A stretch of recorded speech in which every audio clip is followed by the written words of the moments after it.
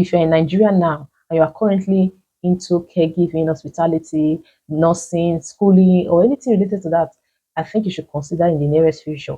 I think 10 years or 5 years from now, God keeping us alive, consider investing in homes for elderly people, retirement homes, caregiving homes for advanced elderly men specifically, because a lot of things are happening. And two that I've witnessed, which I don't think should ever happen, I'm going to share it with you now. And the reason I think is a profitable business that is going to sell in 10 years to come. Yes. So this is two examples, life examples. This is not, I wasn't told. I witnessed it myself. I'm going to be telling you right now. So the first one, Mr. Zaria. We call him Zaria because he loved visiting Zaria. He was well to do, very polished, very educated, wealthy. As at 15 years ago, 20 years ago, he already used the Mercedes-Benz C-Class.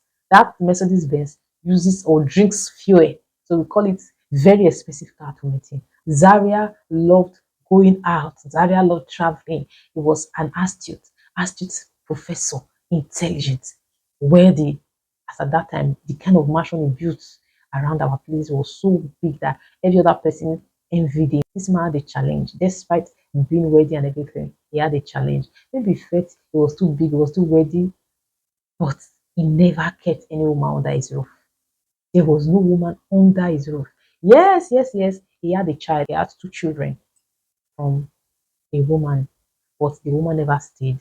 I think those children come once in a while to come visiting. So they go back.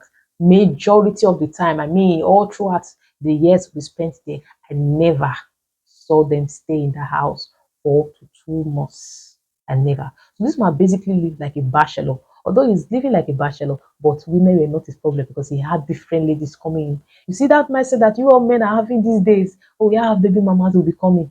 Watch it. This is where you are going to land if you continue like this. We don't need marriage. We don't need women. I'm not telling you to go and marry if you don't want to marry, but obviously you got to listen to this. And this is how you are going to likely. The probability is very high. This is likely how you're going to end. So now this man, this is not a yes say. I will not give this information specifically. When I mention this name, now the name I just mentioned, Zariana, they will know about it. Now this man couldn't keep any woman under his roof. I heard he divorced 2 times or 3 times, but just one woman gave birth to kids for him. I think two children, and they come and visit and go. But this man, very intelligent man, had a lot of guests coming to him, trooping in and out. He wasn't an added Christian. He was living well, and one day we heard, we're no longer there. One day we heard that this man suddenly got blind. What happened to him? Somebody slapped him in a dream. Yeah. And when he woke up, couldn't see anymore. That is how Mr. Zaria couldn't see at all. He lost his sight. And he needed somebody to always take him around the house. This is no yes say. This is true life story. And a lot of women will also relate to this around.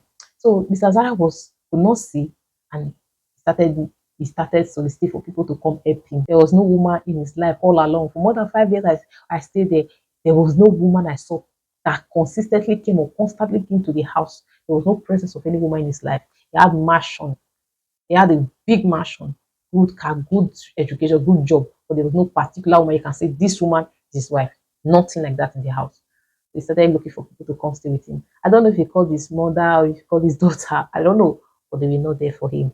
Because I guess to a large extent, he wasn't there physically for them. Maybe he was there financially, I don't know, or he wasn't there physically. At the end of the day, he resorted to meeting one man. This man decided to become a native doctor all of a sudden overnight. Then all the money he kept in his bank account run into millions, over 20 million naira. This man would go to the bank and withdraw it. This man became Mr. Zaria's hand, eyes, legs, everything. Just name it.